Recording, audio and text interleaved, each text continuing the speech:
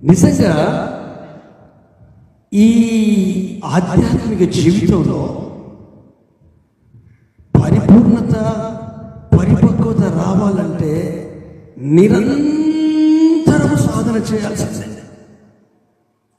పరిశుద్ధత్వం పొందుకోగానే అయిపోదు, బాప్తిజం తీసుకోగానే అయిపోదు, వాక్యం తెలివంగానే అయిపోదు, 10 ఆజ్ఞలు తెలివంగానే అయిపోదు, ఆ మేఘం కింద ఉండగానే అయిపోదు, మన్నాను భుజించగానే అయిపోదు. కానీ ఏదైతే నీకు అనుగ్రహించబడిందో అనుగ్రహించబడిన దానిని చివరి వరకు నడవాలి.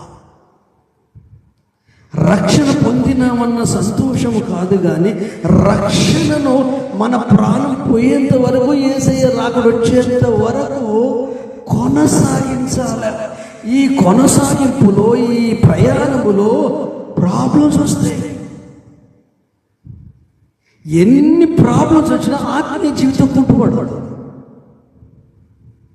Inner life కుంటుపడదు. దేవునితో ఉన్న బంధం ఉందే అది బ్రేక్ అయిపోయింది. మనుషులతో బ్రేక్ అయిపోయింది, నో ప్రాబ్లం. ప్రాణశత్రుడు ప్రాణమిత్రులుగా మారుస్తాడు, ఆయన చూసుకుంటాడు.